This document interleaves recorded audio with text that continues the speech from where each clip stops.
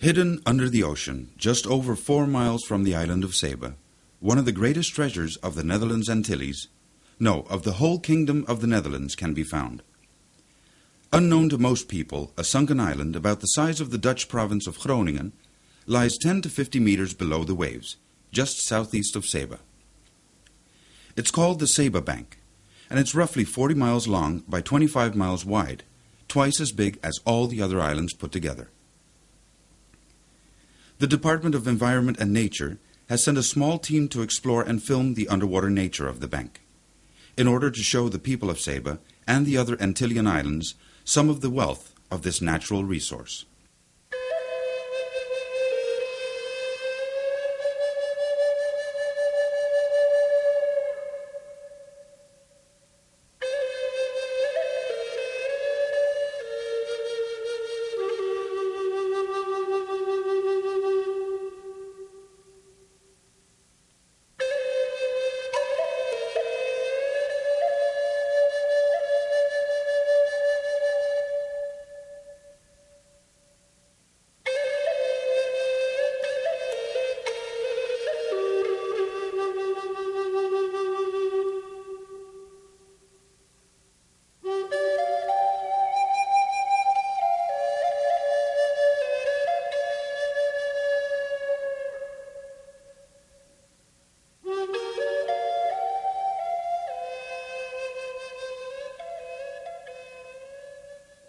The spiny lobster fishery is the main type of fishery occurring on the bank these days.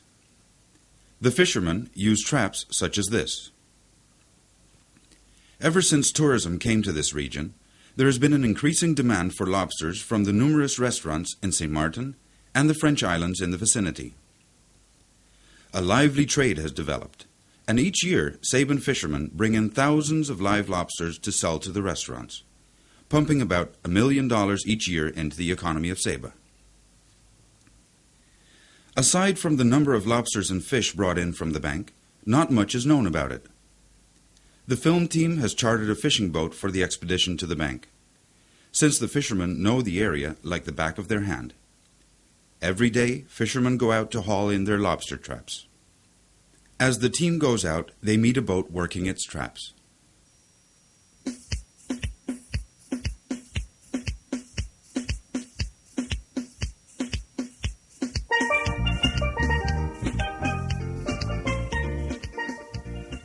The Saban fishermen are very conscious of the fact that if they want to keep fishing in the future, they must have regulations to protect the stocks.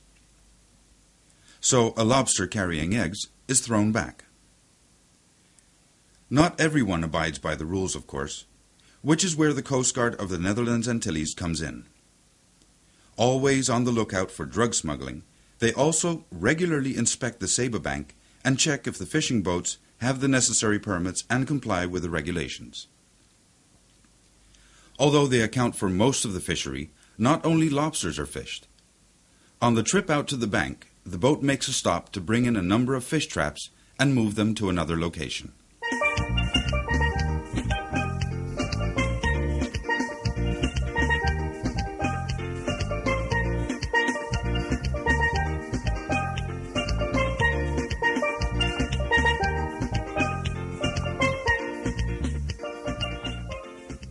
A winch brings the heavy traps up from over 100 meters deep, where the much sought-after red snappers live.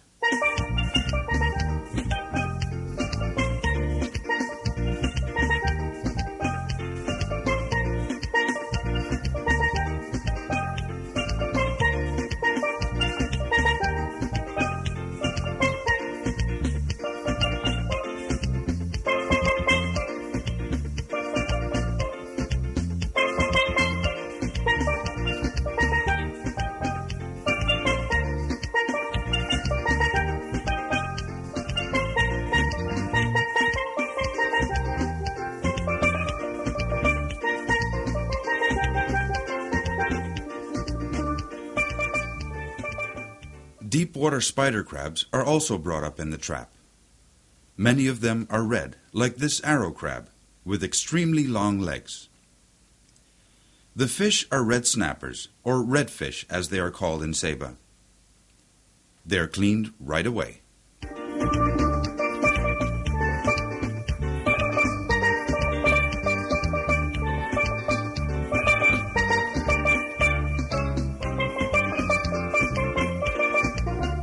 Next, small bags are filled with bait fish, which are then placed in the traps before they go back into the water.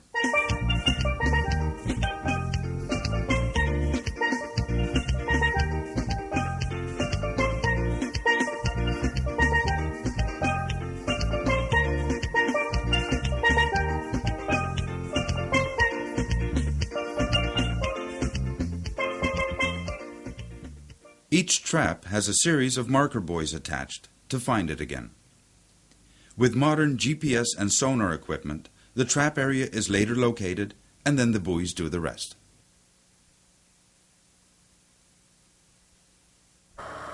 And 77. And that's fathoms or meters? Fathoms. Okay. That's how many meter, how many Feet times 6, It's less than 600 feet. 600 feet, so that's about 180 meters. That's a lot of that. Today we went out with your fishing boat and we went to the Saba Bank and we saw you take out a number of fish traps.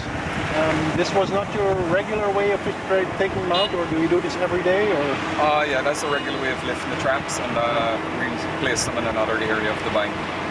They were sitting for 12 days, they hadn't been lifted, so that's why there was hardly any fish. How deep were they? The traps were in anywhere from 3 to 500 feet of water. Wow, that's a lot of. It's pretty deep, yes. We're seeing in the boat that we were taking out of the trap. Those are the redfish. Those are the regular redfish, red silk. Yeah. Long time this fishing. On and off.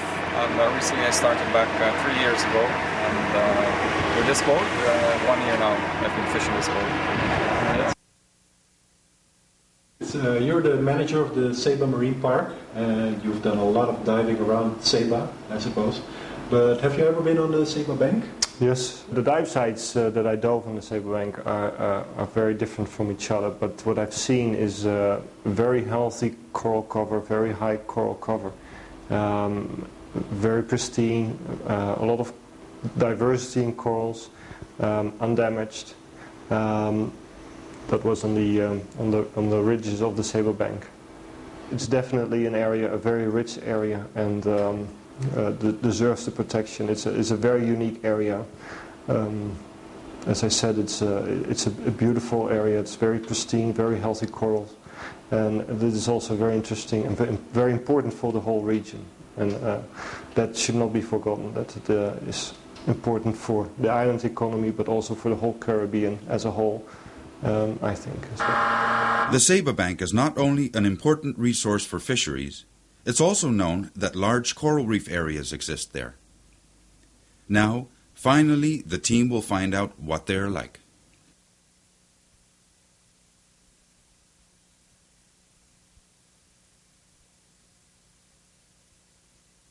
They're not disappointed. Here on the eastern edge of the bank, over 15 miles away from Saba, a beautiful reef stretches before them. It's over 100 feet deep here, or 30 meters. A huge lobster leisurely walks by. The slender fish keeping it company is a trumpet fish. It's using the lobster as cover to stalk small fish. The fish here are unafraid. They've probably never seen a diver before.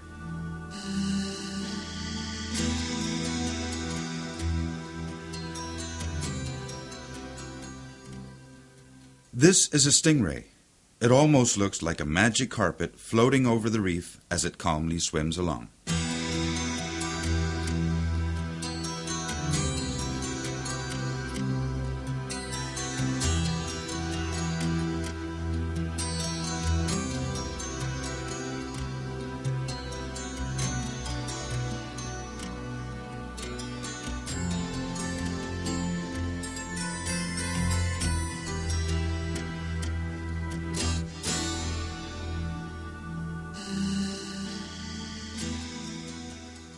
As it meets a diver, it's clearly not disturbed in the least, though it does turn away.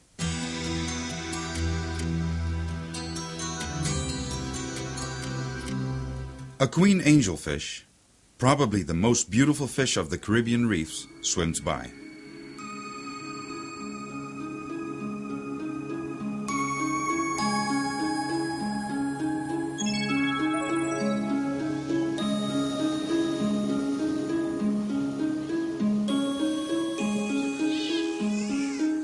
The coral reef here is very well developed.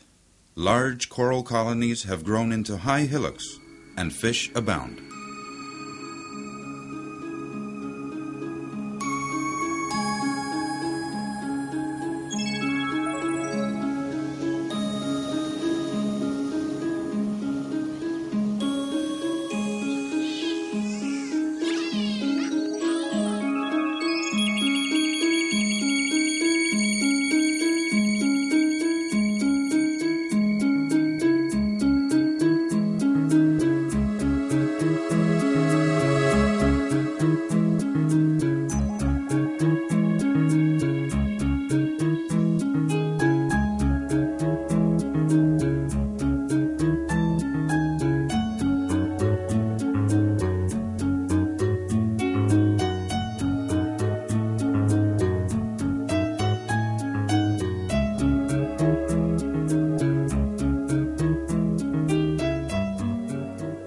A pair of yellowfin groupers with a beautiful spotted pattern is a little skittish. Many grouper species, like this one, have become scarce due to overfishing in the past. Because these fish are predators, by nature their numbers are low. Fishing quickly depletes their numbers even further. Another threat to fishes are traps that have been lost. The buoys marking the location of a trap can be torn off, perhaps by a storm, or a tanker passing overhead cutting the rope. Such lost traps are called ghost traps because they keep on fishing. Even without bait, fishes will go in and be trapped inside and will eventually starve to death. This goes on until the wire mesh is sufficiently weakened to allow a strong fish to break through, as has happened here. Fishermen are required to install a biodegradable panel into their traps. This will disintegrate if the trap is lost, making an escape opening. Not all fishermen do this, though. Better enforcement is necessary. During one of the dives, a curious phenomenon is encountered. Literally tens of thousands of squirrelfish, or redman, by their local name, have gathered together here on top of a broad bulge formed by the coral reef. No one has ever seen anything like it.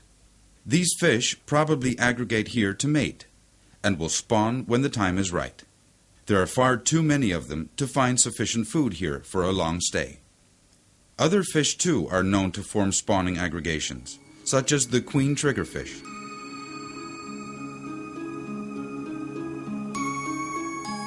Unlike the yellowfin grouper, another grouper called red hind is still plentiful.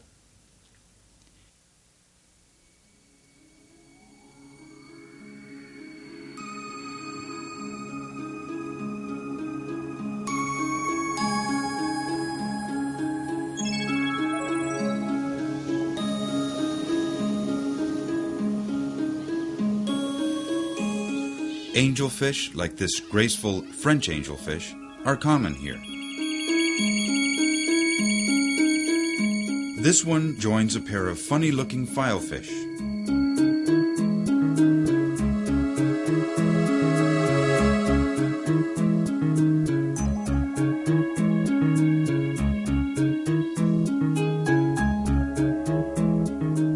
Filefish are closely related to this queen triggerfish. On Saba, queen triggerfish are known as moonfish. During the winter months, huge numbers of them aggregate on the bank during full moon to spawn. This is a long spiraling strand of eggs. It's not known what kind of fish or other creature produced them. It will float in the current until the eggs hatch, perhaps somewhere in the Virgin Islands, only 50 miles to the west, or maybe as far away as Jamaica, 1,000 miles west. On every dive, a different underwater landscape presents itself. The dive team named this place Lobster Lane. Gorgonians, or soft corals, dominated the reef, and as the name implies, many lobsters were found.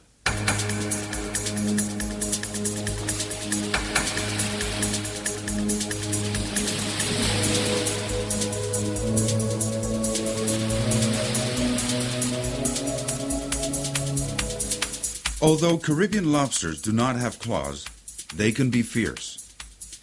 This one is actually attacking the camera.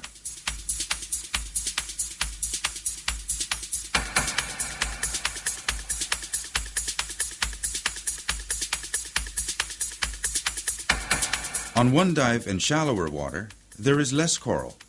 Because this part of the Caribbean is in the path of many hurricanes, corals in the shallower areas keep getting broken off. Unexpectedly, many queen conch are found here.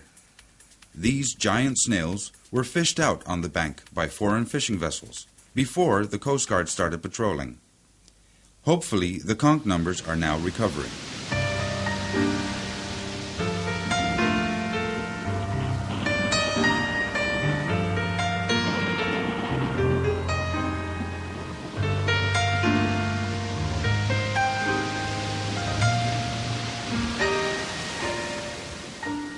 A big shell such as this is fully mature and must be at least 10 years old. No conchs were found outside this little valley during this dive. They too may have come together in one spot to mate.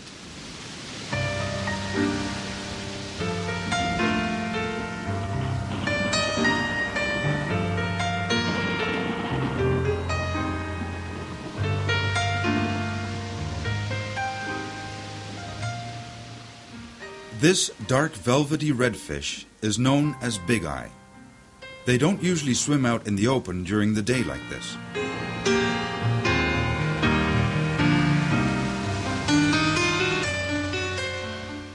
In the shallowest areas of the bank, these brown algae are best suited to survive the high wave energies that prevail here.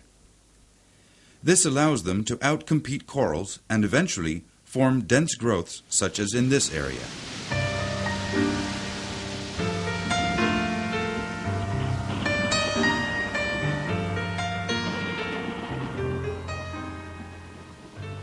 In the shallow middle parts of the bank, the waves cause a constant strong surge, moving everything to and fro.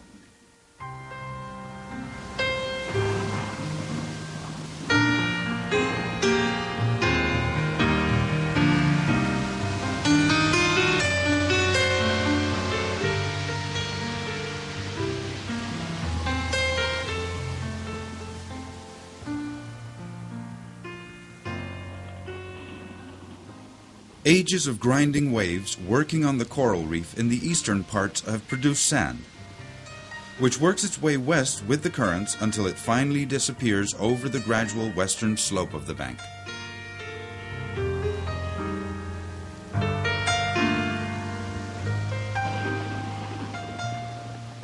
Because of the moving sands, the waters on the bank can be quite murky.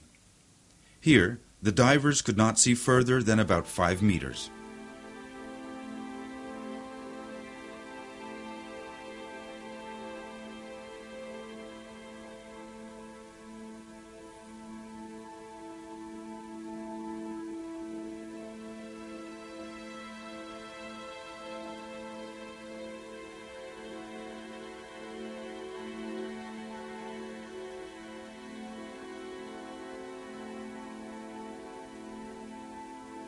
Farther to the west, a sand bottom is encountered dotted with green algae, or seaweeds.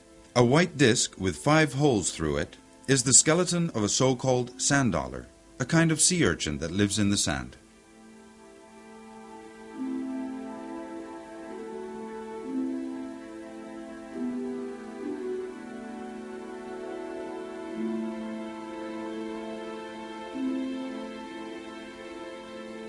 A flying gurnard, a kind of sea robin, is startled away. Wherever the base rock comes up close to the sand surface, soft corals known as sea plumes settle in small groups. This is an ideal habitat for conch, and several are found.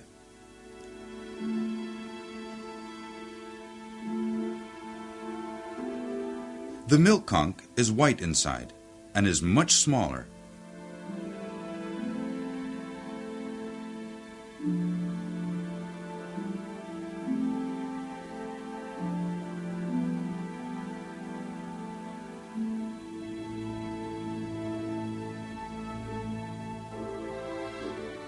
Here in the far southwest of the bank, this place is over 40 miles away from Saba, the bottom is solid rock and quite flat. Many sponges grow here, and coral heads are scattered here and there. Although there's not much cover, it is enough to support a varied fish population.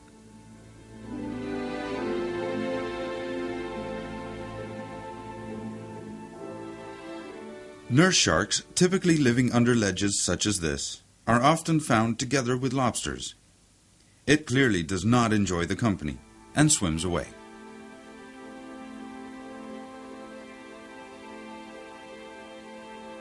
A barracuda has plenty of prey here.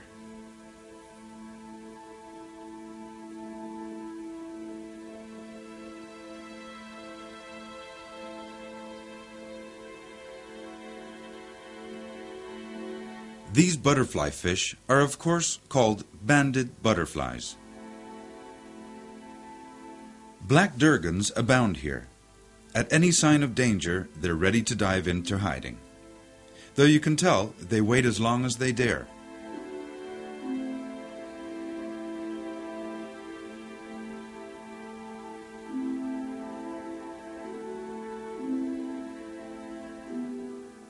As the expedition returns to Saba, a group of divers has just returned from a dive in the Saba Marine Park.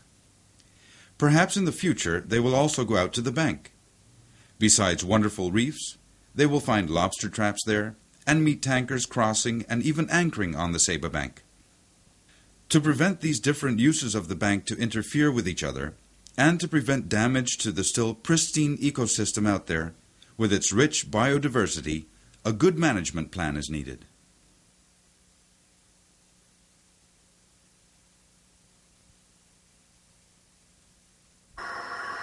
Here we have a map of the Saba Bank, and as you can see it's very big compared to the island of Saba, and Saba is only about 4 miles away from the bank.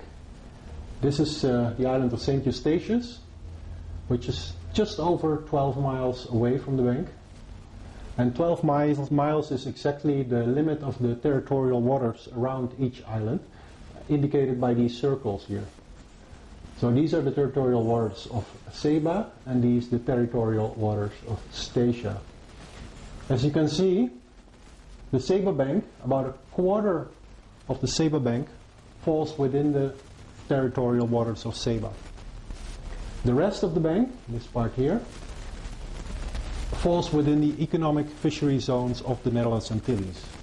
So that's a zone that is indicated by these lines here and here, and which runs all the way to the south. In principle about 200 miles, but of course it doesn't run that far because then it runs into the Venezuelan waters down here. And this water is under jurisdiction of the Netherlands Antilles.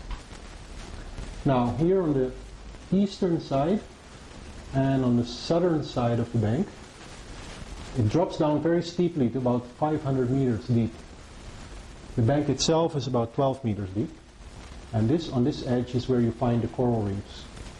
Towards the west, the bank gradually slopes down to 20 meters, 30 meters, 50 meters, and then about 200 meters here.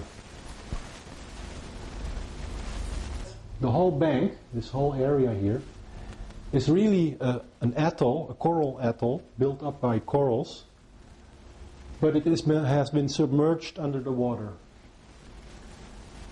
In fact, the Saba Bank as such, as an atoll, is the third largest atoll in the world.